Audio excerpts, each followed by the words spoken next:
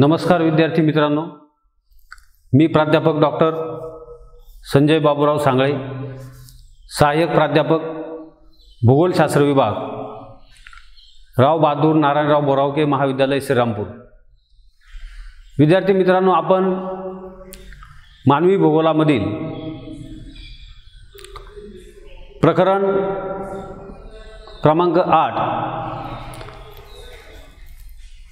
लोकसंख्या आणि साधन संपदा, पॉप्युलेशन अँड रिसोर्सेस या प्रकरणामध्ये आपण मागच्या लेक्चरला लोकसंख्या आणि साधन संपत्ती या दोन्ही जे राष्ट्रासाठी महत्त्वाचे घटक आहेत त्याविषयी आपण चर्चा केलेली आहे। आज आपण या लोकसंख्या आणि साधन संपत्ती या प्रकरणामध्ये लोकसंख्या वाढीचे साधन संपत्तीवर कोणकोणते परिणाम होतात, विपरीत परिणाम कशा प्रकारे होतात याविषयी आपण माहिती पाहणार आहोत। सर्वसाधारणपणे जर आपण काही क्षेत्र पाहिली तर आपल्या लक्षात येतं की लोकसंख्या अतिरिक्त झाली तर त्याच्यावरती कशा प्रकारे परिणाम होऊ शकतात। यामध्ये आपण नैसर्गिक साधन संपत्तीवर वाढत्या लोकसंख्येचा कसा ताण पडतो हे आपण पाहणार आहोत। त्यानंतर सर्वात महत्त्वाचं जे क्षेत्र आहे ते म्हणजे कृषी क्षेत्र, ॲग्रिकल्चर सेक्टर। तर या ॲग्रिकल्चर सेक्टरवर कसा ताण पडतो, जर लोकसंख्या वाढली तर या क्षेत्रावर कशा प्रकारे ताण पडतो ही आपण पाहणार आहोत। आणि ऊर्जा संपदा जी आहे किंवा एनर्जी सेक्टर जो आहे त्यावर सुद्धा वाढत्या लोकसंख्येमुळे कसे विपरीत परिणाम होतात याविषयी आपण चर्चा करणार आहोत। तर सुरुवातीला आपण लोकसंख्या वाढीचे या नैसर्गिक साधन संपत्तीवर कोणते ताण पडतात हे पाहणार आहोत। सर्वसाधारणपणे मानवाच्या विकासासाठी मानवाने या निसर्गामध्ये जी साधन संपत्ती आहे तिचा वापर आपल्या विकासासाठी करून घेतलेला आपल्याला दिसून येतो।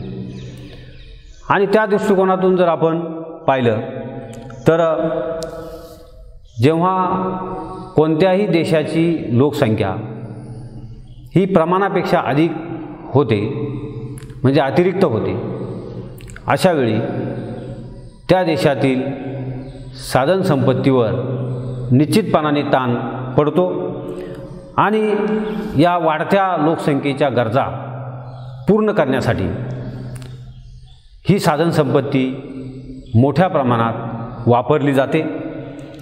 नैसर्गिक साधन संपत्तीचा जास्तीत जास्त वापर करण्याकडे हा कल वाढताना आपल्याला दिसतो।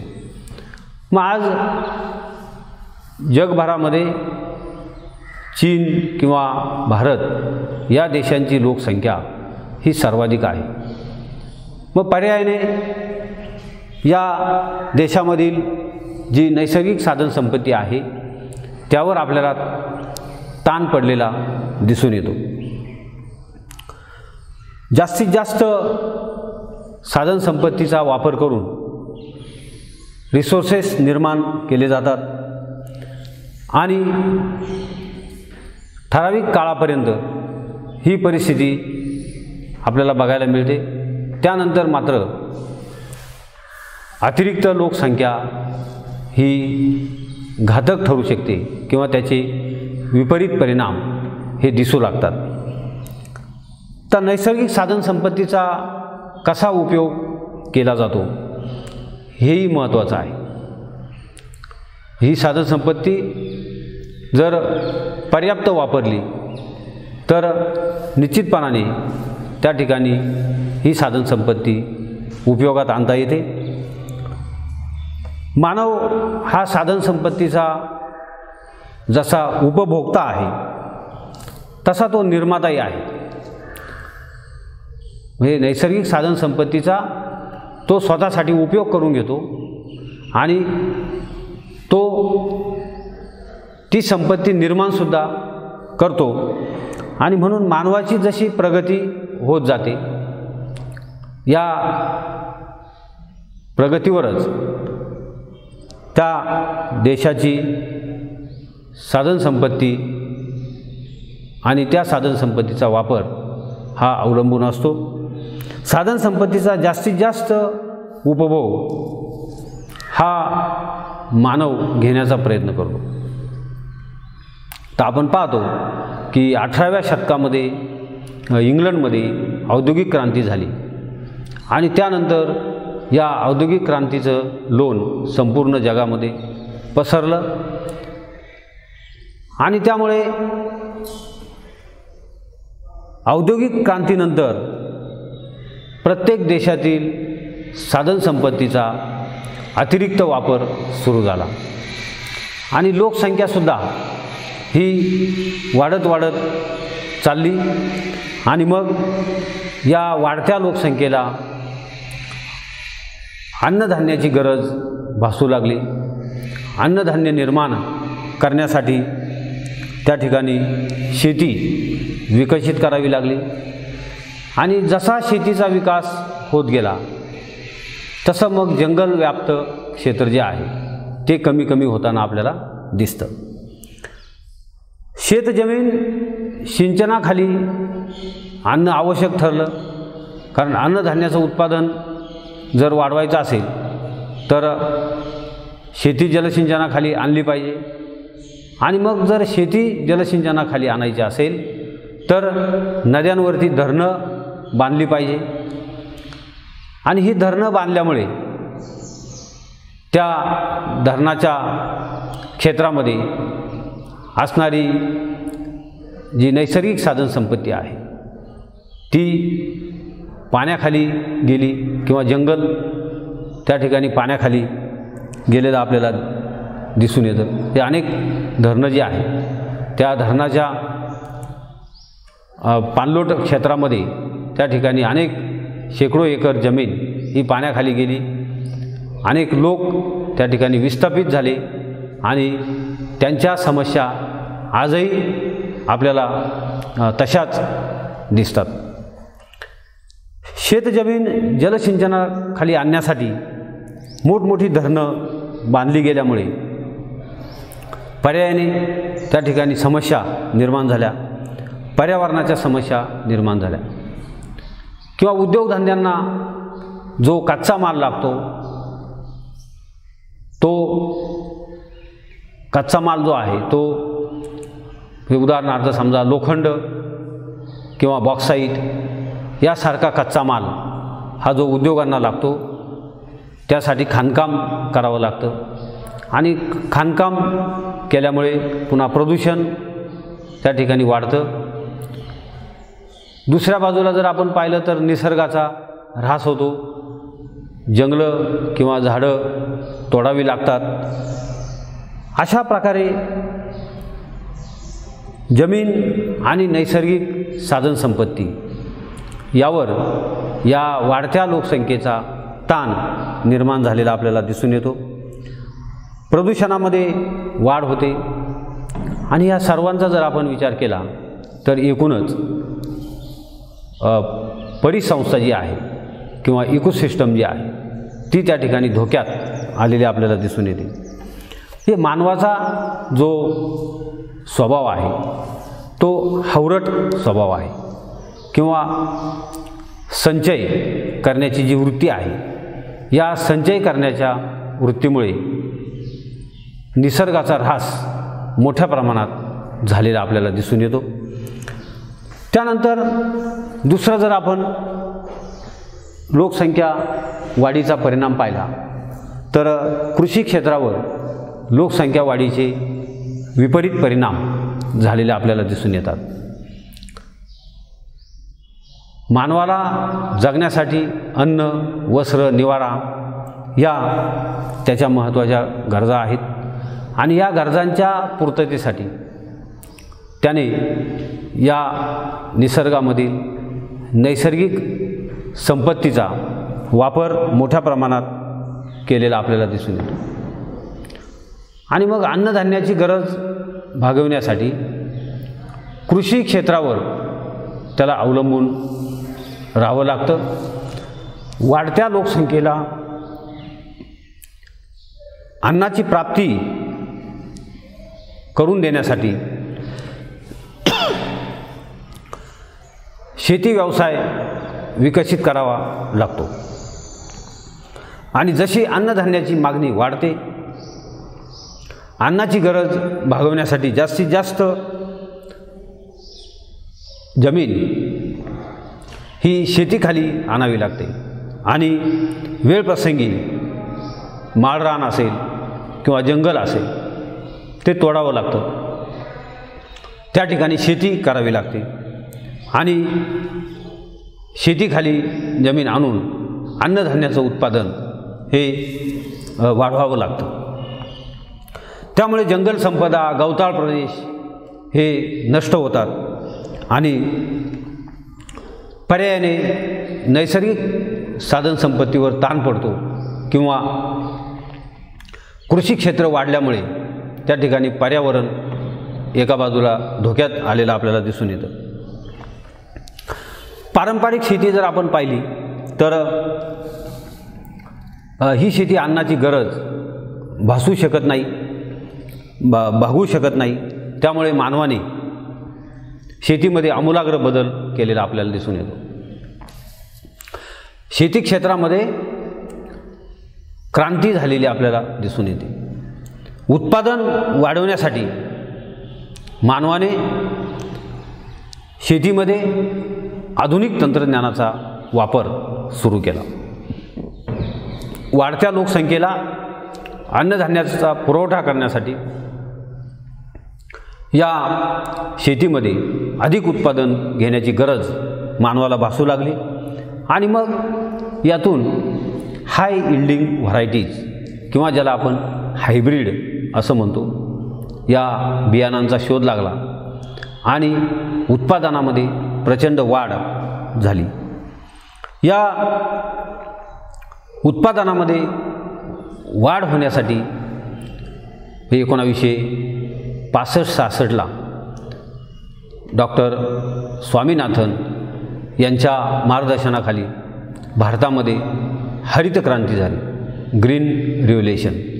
या हरित क्रांतीमुळे हाय इल्डिंग व्हरायटीज वापरल्यामुळे प्रचंड उत्पादन त्या ठिकाणी झालं.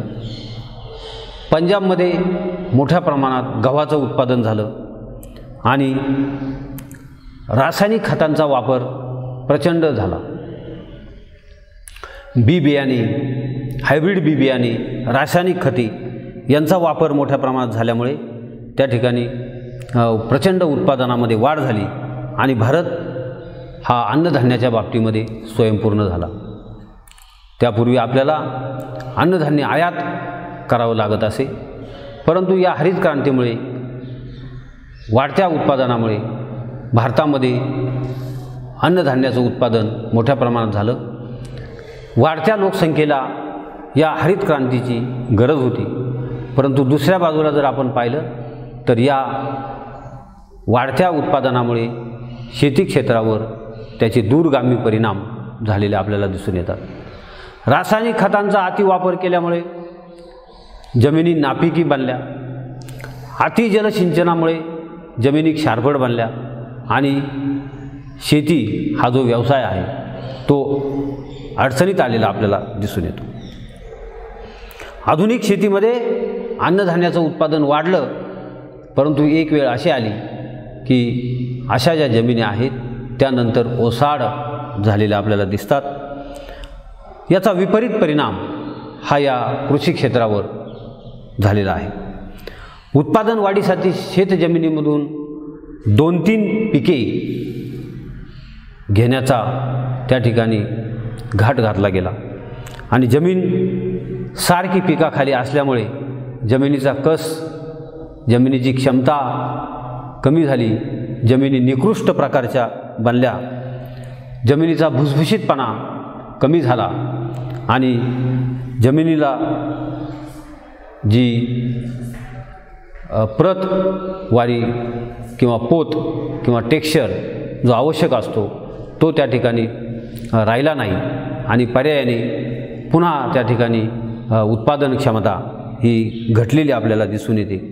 रासायनिक खतांचा अतिवापर केल्यामुळे, जलसिंचन मोठ्या प्रमाणात केल्यामुळे अनेक समस्या शेती क्षेत्रासमोर निर्माण झालेल्या आपल्याला दिसून येतात. दलदलयुक्त जमिनी झालेल्या आहेत, क्षारयुक्त जमिनी झालेल्या आहेत आणि या जलसिंचनाच्या नावाखाली मानवाने त्या ठिकाणी धरणं बांधून कालवे काढले आणि पाण्याचा अतिरेक केला. अतिरिक्त वापर पाण्याचा केल्यामुळे जमिनी दलदलयुक्त बनल्या, क्षारफळ बनल्या, जमिनीची उत्पादन क्षमता कमी झाली, वॉटर लॉगिंगसारखे प्रॉब्लेम त्या ठिकाणी वाढले. शिवाय ज्या प्रदेशामध्ये कालवे नाहीत अशा प्रदेशामध्ये लोकांनी बोरवेल घेण्याचं प्रमाण वाढवलं. बोरवेलमुळे पाण्याची पातळी खाली गेली, ज्याला आपण अंडरग्राऊंड वॉटर लेवल असं म्हणतो, तर ती खाली गेली आणि ग्राउंड वॉटर लेवल खाली गेल्यामुळे प्रचंड प्रमाणामध्ये त्या ठिकाणी पाण्याचं दुर्भिक्ष हे जाणू लागलं. भूगर्भातून या वाढत्या उत्पादनासाठी मोठ्या प्रमाणात पाणी काढल्यामुळे भूगर्भ जल पातळी खाली गेली. आज भूगर्भ जल पातळी ही मोठ्या प्रमाणात खाली गेलेली आपल्याला दिसून येते आणि ही एक मोठी समस्या या क्षेत्रामध्ये निर्माण झालेली आपल्याला पाहायला मिळते. त्यानंतर तिसरं, ऊर्जा संपदेवर होणारा परिणाम हा लोकसंख्या वाढीमुळे हा एक विपरीत परिणाम ऊर्जा क्षेत्रावर झालेला आपल्याला दिसून येतो. लोकसंख्या वाढीचा या ऊर्जा क्षेत्रावर परिणाम झालेला आहे. ऊर्जा साधन संपदा याचा वापर प्रचंड प्रमाणामध्ये वाढलेला आपल्याला दिसतो. ऊर्जा ही मानवाची गरज आहे. म्हणजे ऊर्जेशिवाय आज आपण आपले व्यवहार कुठलेही करू शकत नाही. आज प्रत्येक गोष्ट ही ऊर्जेवर अवलंबून आहे. त्यामुळे ऊर्जा संपदेचा मोठ्या प्रमाणात विकास करणं आवश्यक आहे.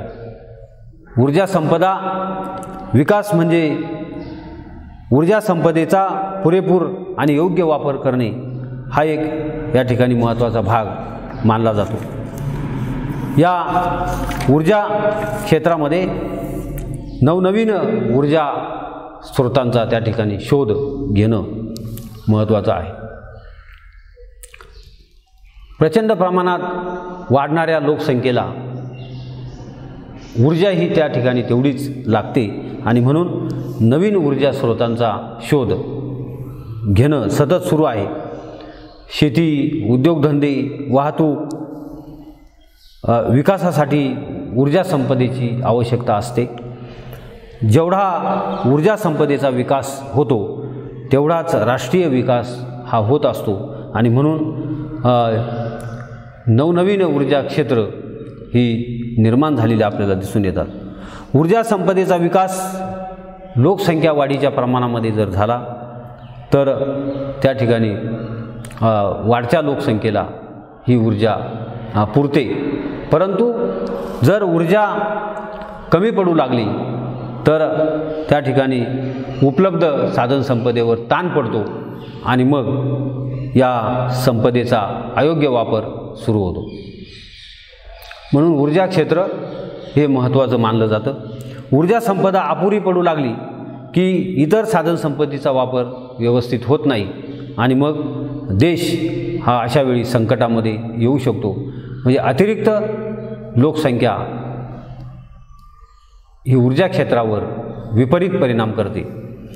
ऊर्जा संपदा ही साधारणतः 2 प्रकारामध्ये असते.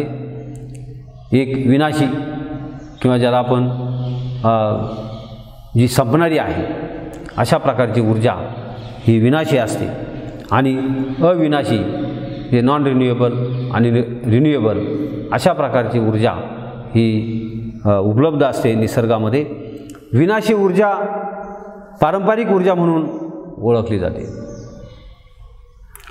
म्हणजे दगडी कोळसा असेल किंवा खनिज तेल असेल तर ही विनाशी आहे, हे नॉन रिन्युएबल आहे, पुन्हा पुन्हा निर्माण होणार नाही. म्हणून तिचा वापर हा जपून केला पाहिजे, पर्याप्त वापर केला पाहिजे, ऑप्टिमम यूज त्या ठिकाणी या ऊर्जेचा केला पाहिजे.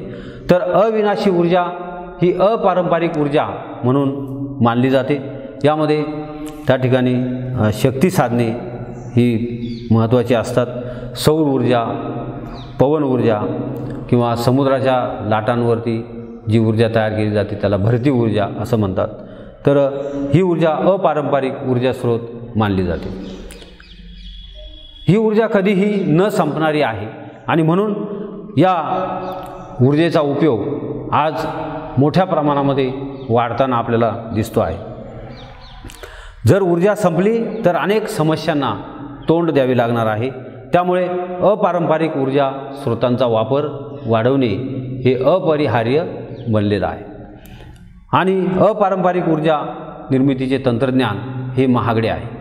आज आपण पाहतो की सोलर पॅनल किंवा सोलर हीटर किंवा सोलर वॉटर हीटर, तर या सर्वांच्या ज्या किमती आहेत त्या प्रचंड प्रमाणामध्ये किमती आहेत आणि याचं जे तंत्रज्ञान आहे ते ठराविक देशांजवळ उपलब्ध आहे. म्हणून ही जी ऊर्जा आहे ही पारंपरिक ऊर्जा स्रोत आपण त्या ठिकाणी वापरले पाहिजेत. वाढत्या लोकसंख्येला या ऊर्जा स्रोतांची गरज निर्माण झालेली आपल्याला दिसून येते. लोकसंख्येच्या मानाने आज आपण पाहतो की वीज कमी पडते आहे. म्हणजे जी आपली हायड्रो पॉवर सेक्टर जो आहे तो त्या ठिकाणी कमी पडताना आपल्याला दिसतो आहे. किंवा कोळसा हा संपणार आहे, त्यावर जे थर्मल पॉवर निर्माण होते तर हे सुद्धा किंवा औष्णिक ऊर्जा निर्माण करण्याला त्या ठिकाणी मर्यादा आहेत. आणि अशा वेळेस मग या वाढत्या लोकसंख्येला त्या ठिकाणी सौर ऊर्जा किंवा अपारंपरिक ऊर्जा स्रोत वापरणं हे आवश्यक आहे. मोठ्या प्रमाणावर त्या ठिकाणी लोकसंख्या वाढल्यामुळे विद्युत ऊर्जा लागते आणि या विद्युत ऊर्जेमुळे नियोजन करण्यासाठी त्या ठिकाणी भारनियमन हे करावं लागत आहे. त्यामुळे महाराष्ट्र शासन किंवा केंद्र शासन जे प्रकल्प आहेत पवन ऊर्जेवर आधारित किंवा पवनचक्क्या निर्मिती करणं, उभारणं, त्यानंतर सोलर प्रोजेक्ट उभारणं यासाठी प्रोत्साहन देताना आपल्याला दिसतं आहे. ऊर्जा स्रोतावर मोठ्या प्रमाणावर भर देताना आपल्याला दिसून येत आहे. यावर सबसिडीसुद्धा मोठ्या प्रमाणात दिली जाते. कारण जर सबसिडी दिली तर लोक अधिक प्रमाणामध्ये ही ऊर्जा वापरतील आणि या वाढत्या लोकसंख्येचा त्या ठिकाणी साधनसंपत्तीवर विपरीत परिणाम होणार नाही. आणि त्या दृष्टिकोनातून आज या ठिकाणी आपण या मुद्द्यांच्या आधारे लोकसंख्या वाढीचे साधनसंपत्तीवर कोणकोणते परिणाम होतात हे आपण या ठिकाणी पाहिलेलं आहे. धन्यवाद.